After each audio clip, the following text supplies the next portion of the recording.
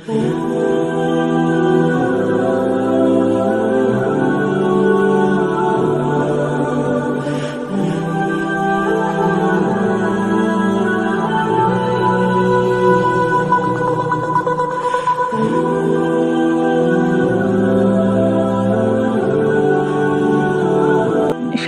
যদি কোনো নতুন কিছু যোগ হয় আর সেটা যদি হয় গৃহিণীর একদম মনের মতো। আসসালামু আলাইকুম সবাইকে। সবাই কেমন আছেন? আশা করছি আল্লাহর রহমতে সবাই ভালো আছেন, সুস্থ আছেন।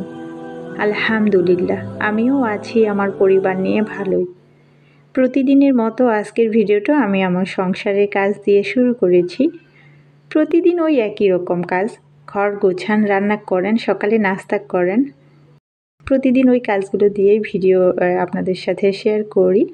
আশা করছি আমার সাদামাটা ভিডিওগুলো আপনাদের কাছে একটু হলেও ভালো লাগবে। আজকের ভিডিওতে সকালে কোনো নাস্তা আজকে আপনাদের সাথে শেয়ার করা হয়নি। একদম নাস্তা শেষ করে তারপরে ঘর গোছানো দিয়েই ভিডিওটা শুরু করেছি। তো এখন এই তো রোজকার কাজ, একটু রুমগুলোকে গুছিয়ে নিব। আর সেই সাথে কিছু কাপড় ছিল, তো কাপড়গুলোকে গুছিয়ে জায়গা মতো রেখে দিব। কাপড় গোছানোটা আসলে অনেক কষ্টের একটা কাজ আমার কাছে।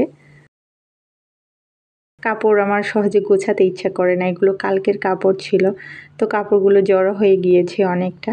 তো এখন আবার ঠিক করে ভাঁজ করে নিচ্ছি, তারপরে জায়গা মতো রেখে দিব।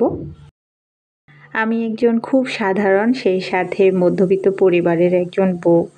আর সেই মধ্যবিত্ত পরিবারের বউ হয়ে আমি কিভাবে সংসারের আমার ছোট ছোট যে শখ থাকে বা ইচ্ছা থাকে, হয় না যে একটা গৃহিণীর কিন্তু অনেক ইচ্ছা থাকে, তো সবগুলোতে আসলে পূরণ করা সম্ভব না। ওই যে আমি একজন মধ্যবিত্ত পরিবারের বউ, এটা আমাকে অবশ্যই মাথায় রাখতে হবে। তবে হ্যাঁ, যেটা পারবো, যতটুকু সম্ভব সেটা আমি করতেই পারি। শখ পূর্ণ করার জন্য খরচ করাকে আমি কখনোই টাকা নষ্ট মনে করি না। থাক, আজকে নিব না, যখন আমার বা আমার হাজব্যান্ডের অনেক অনেক টাকা হবে তখন আমি নিব। তো এই অনেক দিন যখন আসবে তখন কিন্তু আমার মনের এই আর ইচ্ছাগুলো থাকবে না। তো যতটুকু সম্ভব আমি নিজে নিজে টাকা জমিয়ে জমিয়ে আমি কিন্তু আমার ছোট ছোট শখগুলোকে পূরণ করে থাকি। এই হ্যান্ড বিটারটা আমি গতকালকে নিয়েছি। এটা বলতে পারেন যে আমার একটা শখ, আর সেই সাথে আমার সংসারের জন্য একটা প্রয়োজনীয় একটা জিনিস। তো মাঝে মাঝে অনেক কিছু ঘরের মধ্যে বানাতে ইচ্ছা করে, তো হাতের কাছে থাকলে জিনিসটা থাকলে ভালোই হয়। তো খুব সহজেই কিন্তু বানিয়ে নেওয়া যায়। আর যেটা জিনিস বানানো হয় সেটা যদি না শেখা যায়, সেটাও কিন্তু একদিন না পারতে পারতেই সুন্দর মতো বানানো শেখা হয়ে যায়। তো সেই চিন্তা ভাবনা করে এটা আমি নিয়েছি। আমি জানি না আমার ভিডিওটি পর্যন্ত কেউ কন্টিনিউ করেছেন কি না। তো আপনারা যারা ভিডিওটি কন্টিনিউ করেছেন আপনাদেরকে অসংখ্য ধন্যবাদ জানাই। ভিডিওটা যখন আপনারা দেখা শুরু করবেন, আমি আশা করব আপনারা একটা লাইক দিয়ে আমার ফুল ভিডিওটা কন্টিনিউ করবেন।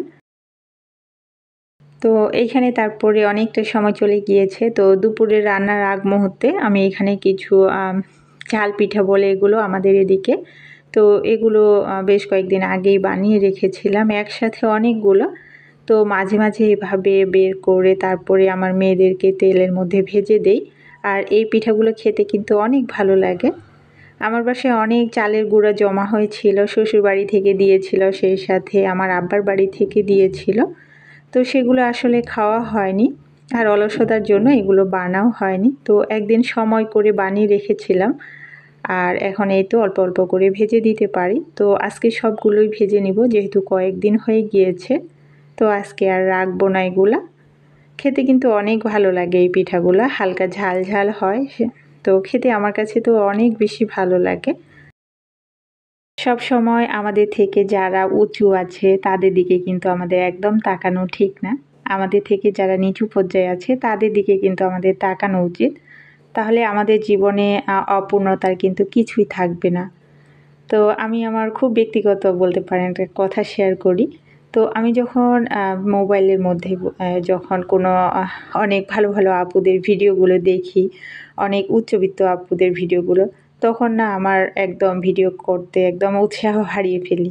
এমনিতেই তো এখান থেকে প্রতিনিয়ত আমি বের হয়ে যেতে চাই।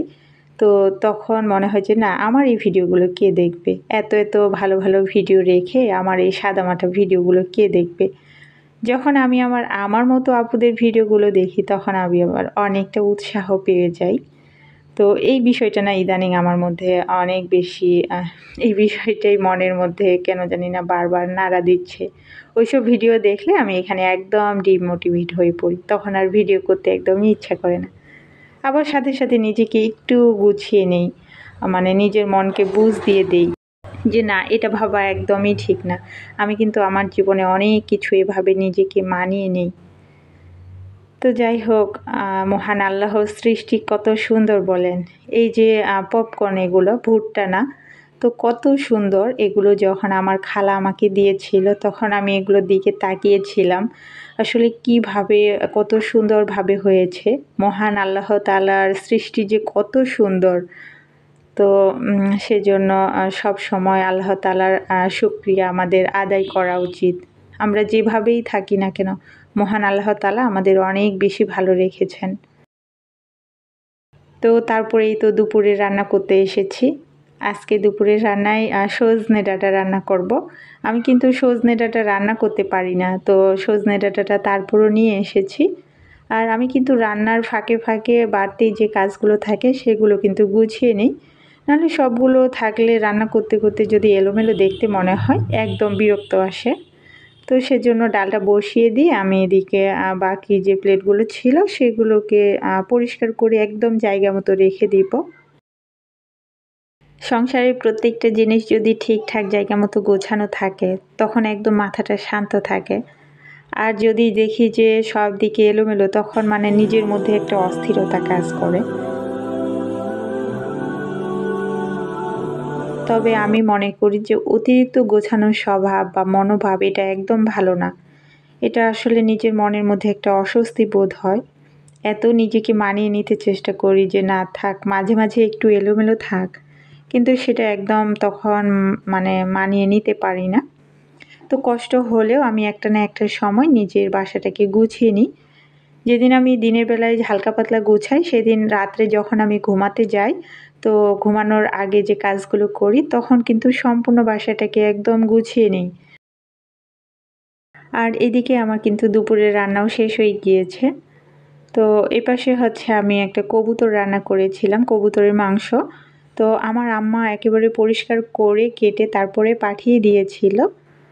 আর কবুতরের মাংস কিন্তু আমার কাছে খেতে ওইভাবে ভালো লাগে না, তো আমার মেয়েদের জন্যই রান্না করেছি।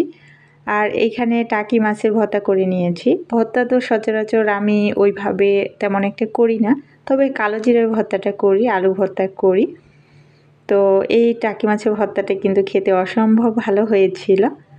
আর এই যে দেখেন, আমি কিন্তু একদিন পর পর আমার রান্নাঘরটা একেবারে ডিপ ক্লিন করে নিই বলতে পারেন।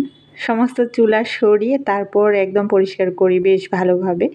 তো আজকে ওইভাবে করে নিচ্ছি। একদিন এমনি করি, তারপরের দিন দেখা যায় যে আমি একেবারে ওয়াল সহ সম্পূর্ণ জায়গাগুলো পরিষ্কার করে নিই। তো এই জন্য দেখা যায় যে আমার রান্নাঘরটা কিন্তু সব সময় চকচকা এবং ঝকঝকা থাকে।